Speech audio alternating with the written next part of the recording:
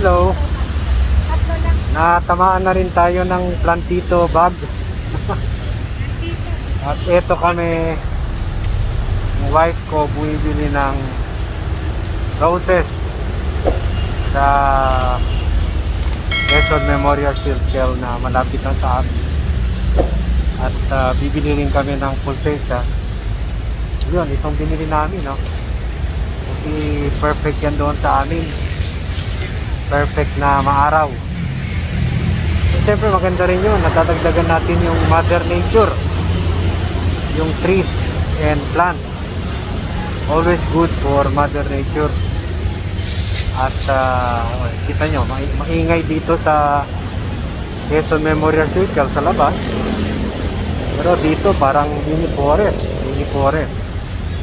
So, ito yung binili namin. Next dito yung tataniman natin. Buti na lang kahit paano. Na-experience naman ako sa Rose, sa old house namin sa Quezon City. Nandun pa rin yung old house, pero syempre ginawa ng building para pang negosyo, so wala na. Yung roses dinala namin sa bundok. Ito naman na namatay na rin kasi nawala na yung gana po. Ngayon siguro dahil sa COVID bumalik na naman. So tingnan natin kung ano magagawa natin sa mga roses ito. Sana mabubuhay lahat ito. At maganda to. This is another way to bring back nature. So ito ang view dito sa Quezon Memorial Circle. Parang mini forest ito ng park ng Quezon Memorial Circle. Halos lahat ng klaseng mga herbs. Tingnan nyo yan. Iba-ibang klase, pati mga sculpting set, pati mga water pond meron siya. So ito ang scene sa Quezon Memorial Circle. In fact noon pa bumibili na ako dito nung mahilig pa rin ako sa gardening. At dito ako nakatira sa Quezon City. So ito siya. This is the view. Hoy! Hoy! Idog! Idog! Ito paano nakakatulong siya para sabi nila ang QC, andito yung wildlife, andito yung Quezon Memorial Circle, andito yung La Mesa Dam. So kahit pa paano sinasabi nila ang Quezon City among the cities of Metro Manila, kami yung kami yung lang ng Metro Manila. Hopefully ma-maintain siya na ganong klase. Maraming puno ang Quezon City at maraming mga halaman tulad nito. So yun, papunta na tayo sa parking. May construction dyan. At say goodbye to the mini forest na tayo dito sa QC para lagyan na sa kotse yung mga plant.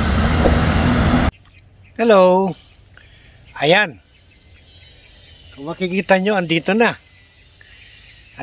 yung mga roses natin sa mga bagong bahay nila.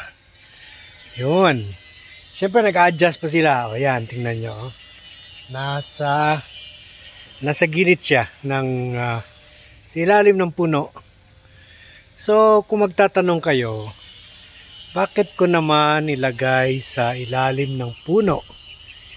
Diba kung yung mga nagkakaalam sa roses, dapat diba may sunlight siya from 6 to 8 hours. 8 hours complete sunlight. Bakit ko naman nilagay dito sa ilalim ng mga puno? Nakikita nyo, nagbo-bloom na siya.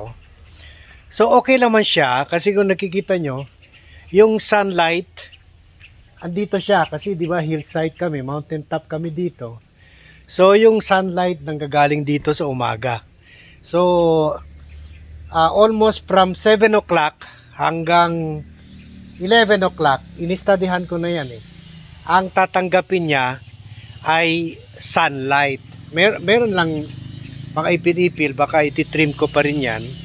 So at least from the morning, dito nagagaling yung sunlight. Kwan siya. Kung alalahanin natin, if you're familiar with roses, ayaw niya yung direct sunlight. Lalo na dito sa amin na medyo sa bundok kami, 300 meters above sea level. And sa tutok talaga kami ng isa sa mga bundok dito sa San Mateo, Rizal. So, hindi maganda sa roses na tinatamaan siya ng noonday sun. Tingnan niyo, so far, mukhang masaya naman siya kasi yun naman si roses. Sasabihin niya, kung masaya siya sa sa environment niya, magbo-bloom siya. Pero kung hindi siya masaya, magkakaroon siya ng ng mga sakit yung ito pa isa oh. So there. So hindi siya magbo-bloom, no? So yun.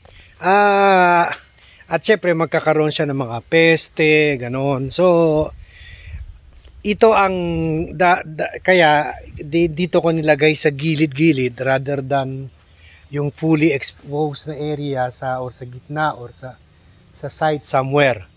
So yan, dapat may 8 tsaka hindi siya yung dapat lugar na naipon yung tubig. So that's why nilagay ko kasi yung dito sa bahay namin, yung wall namin, mga bato na nilagyan ng mga Benguet native galing pa sa Cordillera.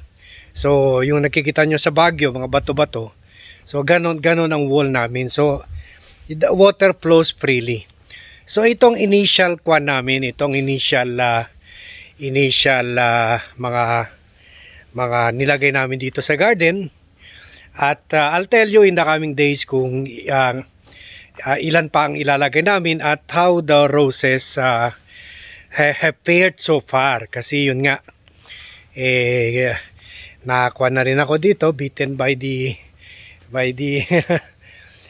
plantito bug. So inaayos namin pati yung grass namin kasi medyo nakuha siya na napabayaan rin siya. So we're fixing everything. So parang this is a challenge to transform yung garden na pinabayaan na for 10 years. So hindi natin ito biglain, pero unti-unti ayusin natin siya. At and you will be part of it. So join me.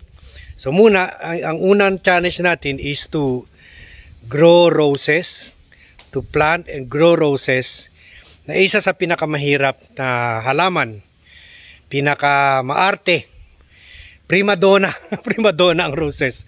So pinakamaarte na and the challenge is to make it bloom and to make it to make it survive lang. So again, thank you for joining me in my gardening adventure. And please subscribe to the Blackcaster Armandin YouTube channel for more tips on planting and taking care of and blossoming of roses. And please press the bell button so that you will be alerted about my new posts. So good day to all and see you in my next video.